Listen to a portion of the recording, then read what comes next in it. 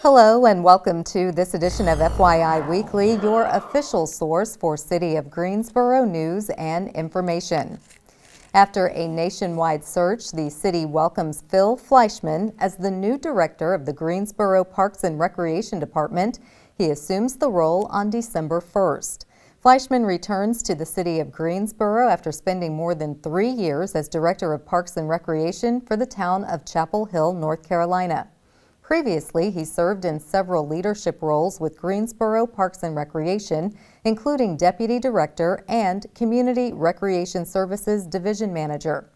Fleischman said, "I genuinely love our city and I'm eager to return and serve our community in this new capacity. Parks and Recreation provides tremendous value to our residents through enhancing quality of life, community building, and economic development. I look forward to continuing to work with our dedicated staff and community partners to build upon our successes and to grow our positive impact." Fleischman began his career in Parks and Recreation with the city of Greensboro in 2001. In addition to his work in Greensboro and Chapel Hill, he has held positions with the city of Raleigh and Mecklenburg County Parks Departments. He continues to serve as an adjunct instructor in the Department of Community and Therapeutic Recreation at UNC Greensboro.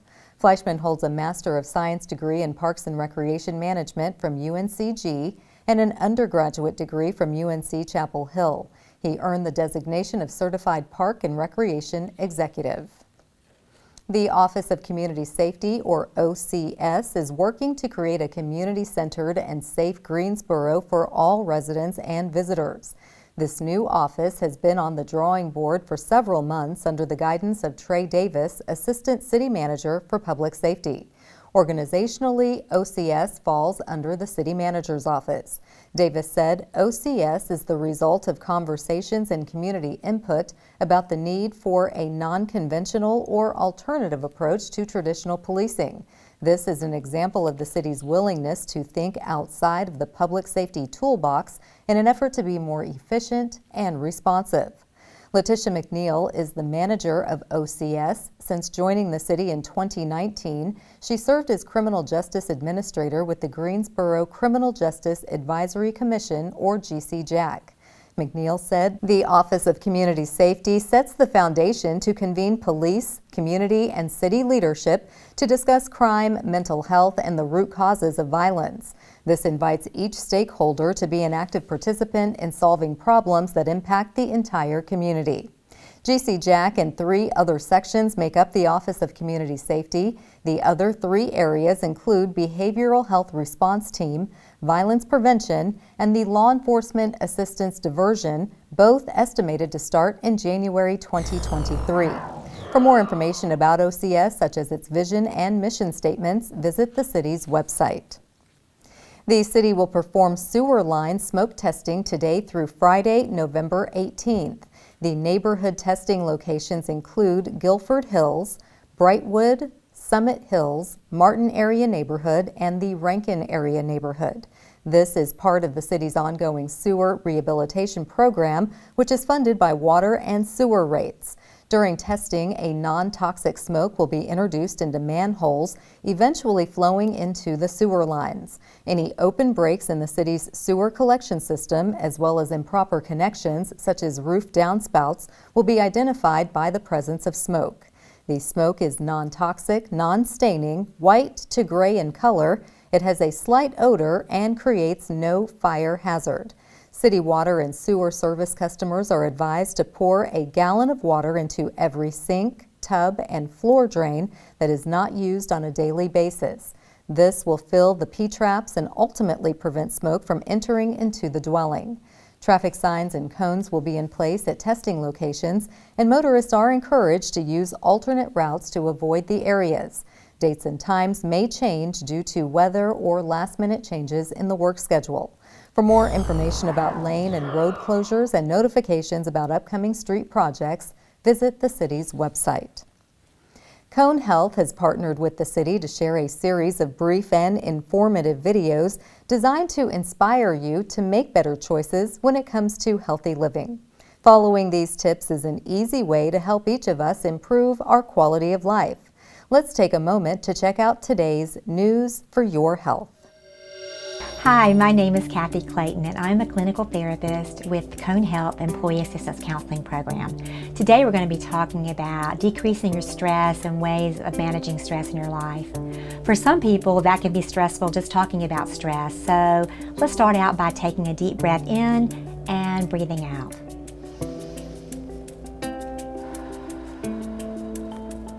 Okay, let's begin. So what is stress? It's your body's reaction to any kind of new or difficult situation.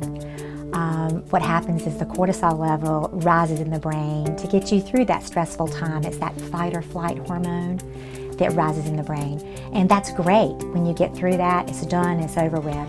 But lots of people kind of stay stressed out all the time, so their body is in that constant state of stress.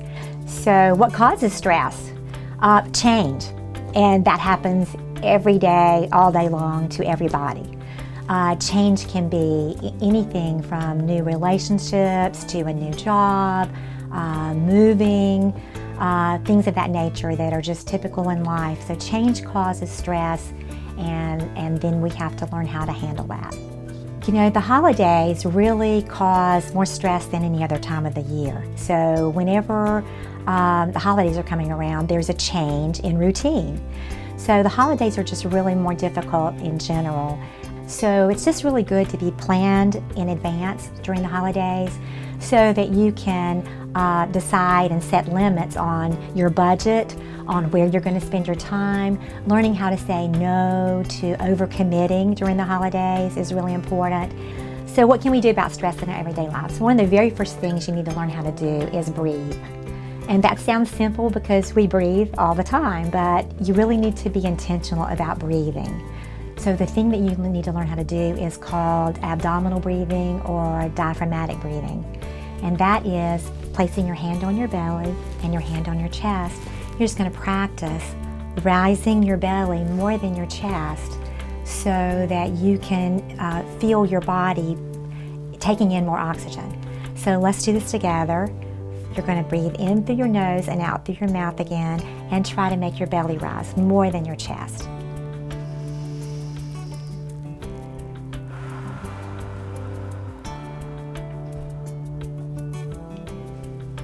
So that's called diaphragmatic breathing, and that can be very helpful because your body realizes that you've just given it more oxygen, and that in turn gives more oxygen to your brain, to your heart, to your muscles, and it just gives your body the message that you can relax, that you've got this under control.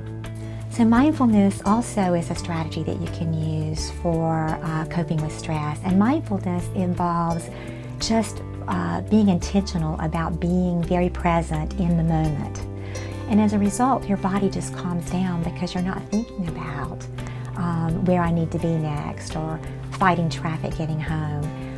You're just able to be very, very present, and your body gets that message that you don't have to be worried in that moment. So another strategy that a lot of people use is called progressive muscle relaxation.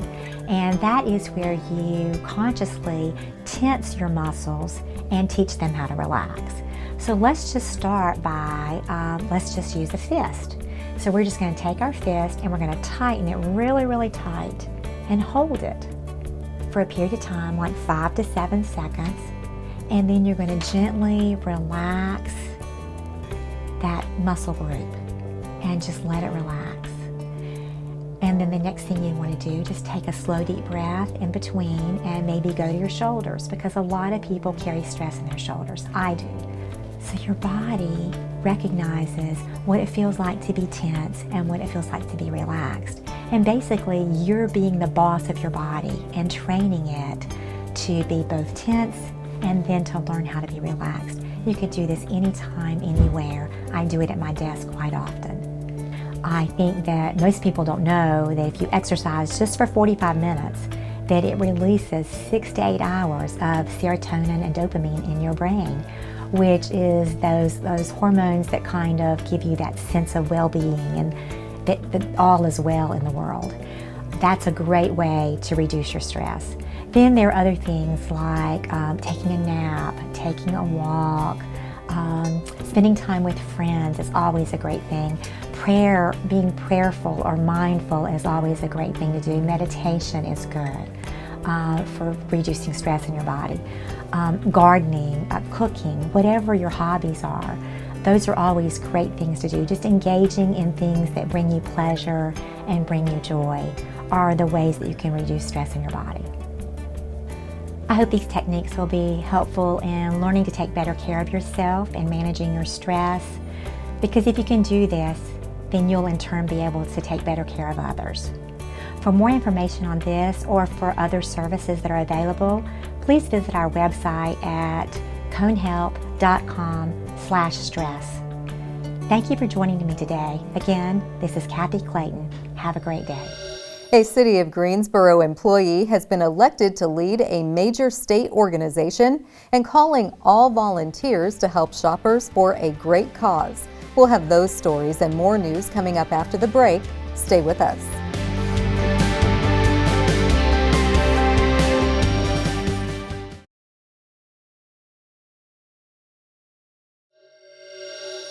Welcome back to FYI Weekly. Drivers in downtown Greensboro are seeing road closures on North Eugene Street between Smith and Belmead Streets. The city is replacing a water main, which is expected to be completed by Monday, November 30th. Crews are starting with the lanes at the north end of North Eugene Street near West Smith Street. They will progress to the middle of the block, ending at the south end near West Belmead Street. Motorists are urged to use alternate routes or expect delays near the work area. Access to businesses and homes in the area will not be affected, and additional on-street parking will be available during construction. Work schedules are dependent on weather conditions and equipment availability. To learn more about lane and road closures and to receive email notifications about upcoming street projects, visit the city's website. The North Carolina Recreation and Parks Association has selected a City of Greensboro employee as its incoming president-elect. Parks and Recreation Facilities Coordinator Shamreese Diggs will lead the statewide organization of 5,600 parks and recreation professionals. Diggs, a certified parks and recreation professional, has worked for the City of Greensboro for more than 5 years, supervising recreation centers, planning special events, creating unique programs, and supporting marketing efforts. Prior to working in Greensboro, Diggs served the City of High Point and Guilford County Parks and Recreation Departments in various roles. She has a Bachelor's of Science in Recreation Administration from North Carolina A&T State University and an MBA from the University of North Carolina at Greensboro. Diggs has served NCRPA as the board member for professional development. Her term as president-elect begins January 2023. The post is a 3-year commitment, and she will serve as president-elect, president, and past president. The Greensboro Mayor's Committee for Persons with Disabilities needs the community's support. This year marks the nonprofit's 37th annual Shoppers Day, taking place on December 1st at Four Seasons Town Center Mall.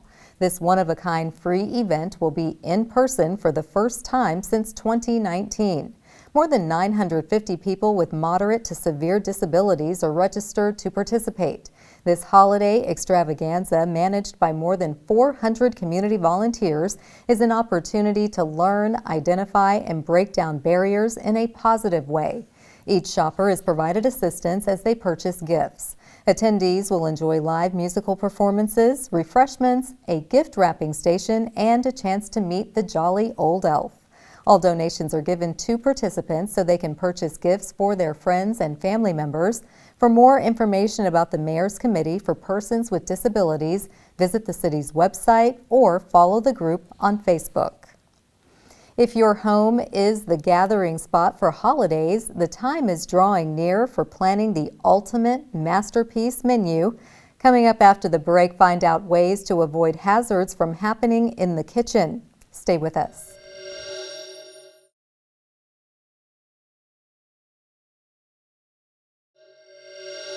Welcome back to FYI Weekly.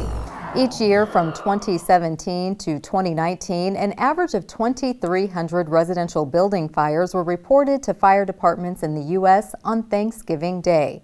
This is according to the United States Fire Administration.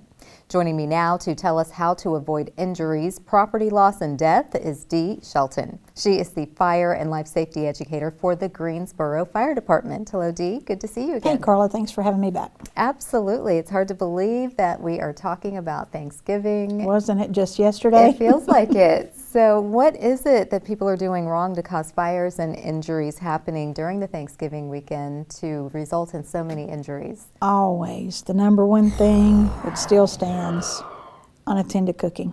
Oh, no. And whether that be in the kitchen or your turkey fryer outside, wherever, it's unattended cooking. It still stands to be the number one. Okay, so we've got to get people to stay put. Right. Once you turn on that stove. Yes. Do not walk away. So speaking of which, how do you avoid people getting pulled away or distracted when they're supposed to be monitoring what's going on in the kitchen? Staying in the kitchen is the first thing. But of course, you know, if it's one of those things where you've got guests coming in or things that are pulling you away or distracting you, using an egg timer for like 2 minutes, very small amounts of time to ding to remind you, hey, come back and look at me, you know, come back and look at the food. Or putting someone else in the room, hey, can you watch this for me for just a second while I go greet my guests? Doing something where someone is watching what you're cooking. Okay, well, I like the timer. That's a good tip because you're going to hear that. Yes. You don't have to go buy a timer. Maybe set your phone. Yes. There's an alarm on your phone, but anything to keep you engaged. Right. Okay. Now, children oftentimes want something to do. Baking seems to be the thing that they can participate in, but how can they do that safely? Being with the children, monitoring what they're doing. Of course, we want to teach them to be able to cook and bake for themselves, and they love being a part of that. But just supervising, being with them while they're doing that. Age-appropriate things that they can be doing. You want to make sure that you're not giving them something that is well above what they're able to do. Yes, no chemicals, no sharp objects. No.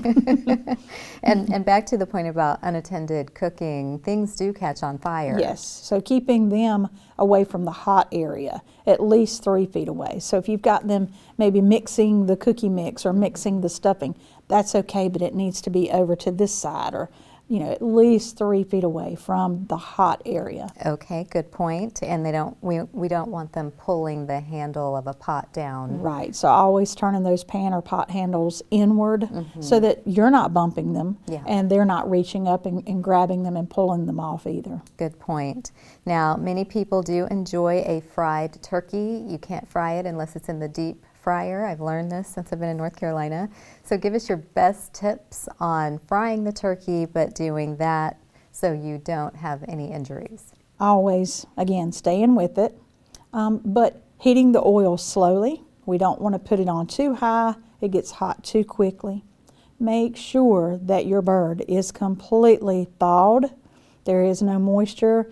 There's no water, because if any of that water or moisture goes into that hot oil, it's going to become volatile. It's going to boil over, and then it's going to hit your burner underneath, and now we've got a huge fire. You could really be injured in an incident like that. It could be really bad. Yeah, that is something people aren't thinking about, but you've also told us in the past that you've got to practice with water as your oil substitute before the real oil goes in. Right, so you're taking that pan or that pot and you're putting the water in it, then putting your bird in it to see what level it needs to be so that it doesn't overflow. It doesn't come above that line, the fill line. And then once you remove the bird, now that's the true level. You could even mark it with a Sharpie so that you know next day or whenever you know where to put that oil level. Okay. And a good tip to make sure that you're not causing a fire, once you've turned on your burner and you've brought your oil to temperature and you're getting ready to load the bird in, turn the burner off because it's already hot enough. Yeah. Then when you load the bird, even if it did boil over or go over at all, there is no flame there to catch fire. So it's not the perfect scenario, but a little better. And then once you've got that bird slowly dropped in there, then once it's in and you're settled with it, then you can turn that burner back on. Okay, I like that you said slow. Don't Yes, just drop it in. always slow. Yes. And maybe, I just want to make sure when you're doing the water test, maybe your turkey is still wrapped up so that Yes, you it's don't still in make your the mistake plastic. of putting the actual turkey in the water and then putting the oil and then putting the wet turkey in the And that oil. needs to be done. Leaving it while it's frozen, dipping it, it's not going to hurt anything. It's still in the plastic. Doing it days before. Okay. That way you're already prepared and the bird is thawed and dried before we put it in there. Perfect. Yes. So we want to make sure we stay in the kitchen, keep our eyes on the stove, Yes. give the kids age-appropriate activities that they can help with, and not to go gangbusters with your deep frying, so that way you can actually enjoy the turkey and it not be a disaster. Right. Slow and easy. Yes. Well, again, it's hard to believe it's Thanksgiving right around the corner.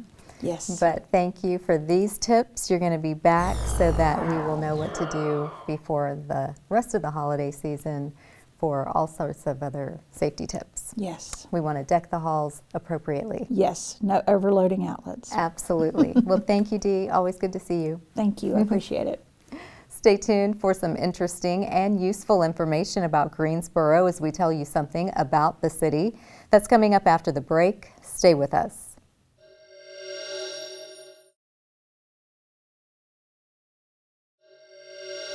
Welcome back to FYI Weekly. One way to stay informed about decisions that impact you and our city is by attending or tuning in to City Council meetings at 5:30 p.m. on the first and third Tuesday of the month. The fourth Tuesday is reserved for a meeting as needed. The City Council has resumed meeting in the Katie Dorset Council Chamber on Level 2 of the Melvin Municipal Office Building located at 300 West Washington Street. The public is allowed in person, but only in a limited capacity. Those who choose not to be in the building can participate virtually. The Greensboro City Council meetings are broadcast right here on GTN. The meetings are also streamed live on the city's website and on Roku. To review the council meeting schedule and agendas, please visit the city's website. Here's an opportunity to learn a little something about the city. Greensboro City Manager Ty Jayoba will host his second round of Talk with Ty City Manager listening sessions throughout this month. Residents are encouraged to attend, ask questions, and engage with the city manager about topics such as the search processes for the police chief and public transit director. The city manager also welcomes input on the next budget and suggestions for housing and homelessness. The full schedule of listening session dates and locations is as follows.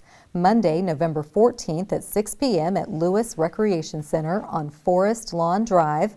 Wednesday, November 16th at 6 p.m. at McGirt Horton Library on Phillips Avenue. Monday, November 21st at 6 p.m. at Warnersville Recreation Center on Doak Street. Monday, November 28th at 6 p.m. at Leonard Recreation Center on Ballinger Road. And Wednesday, November 30th at 6 p.m. at Kathleen Clay Edwards Library on Price Park Drive. The first round of Talk with Ty included 10 sessions back in February and March, with 2 meetings hosted in each city council district. Coming up after the break, we'll showcase our department spotlight, but first, let's see how the city of Greensboro celebrates diversity in the workplace. Equity and inclusion are vital for the City of Greensboro's ability to grow and innovate in such a fast-changing environment. One Greensboro is a monthly show that highlights some of the ways the Office of Equity and Inclusion honors the observances listed on our Heritage Calendar and spotlights a City of Greensboro employee in a segment we call The One. These observances are an integral part of the National Equal Employment Opportunity and Civil Rights Program and encourage us to live as one people, one community, one Greensboro.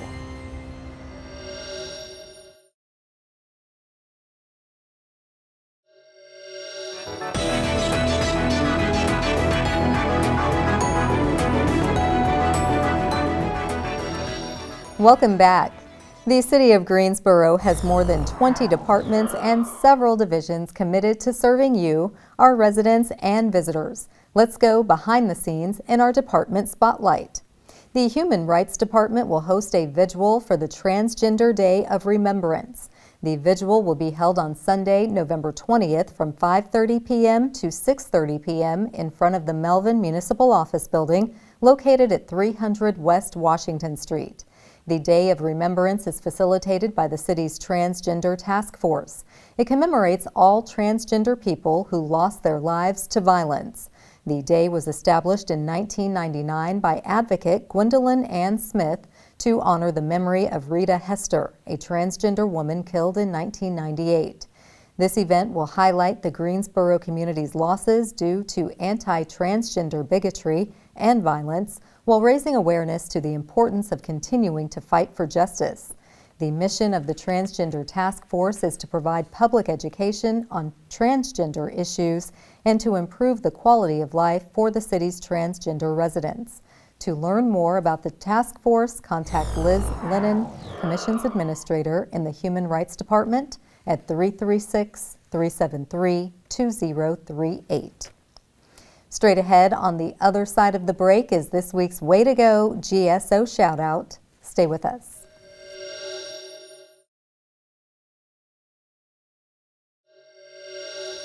As we draw to a close, we always want to end on a positive note with our Way to Go GSO shout out. This week's shout out goes to Lake Higgins. Trout season is officially opening. Festivities include a chili cook-off and campfire jam session on Saturday, November 19th from 12 p.m. to 5 p.m. at the Lake Higgins Marina. Enter your signature chili for attendees to sample. Prizes will be awarded for first, second, and third place. The entry fee is $5. The Taylor Turner Hatchery Pond will be restocked and open for fishing on November 16th from 8 a.m. to 4 p.m. Wednesdays through Sundays. The Lake Higgins Marina is located at 4235 Hamburg Mill Road. For more information, visit the city's website. That concludes this edition of FYI Weekly, but you can easily stay connected to the latest city news by linking to us on Facebook, Twitter, YouTube, and Instagram. Alexa users can subscribe to our 5-minute flash briefings, which airs on 90.1 FM and 100.7 FM. Be sure to download both weekly podcasts, Talk City Greensboro and Connect GSO. Plus, GTN is streaming on Roku. For all of us here at the City of Greensboro, thanks for watching, and we'll see you next time.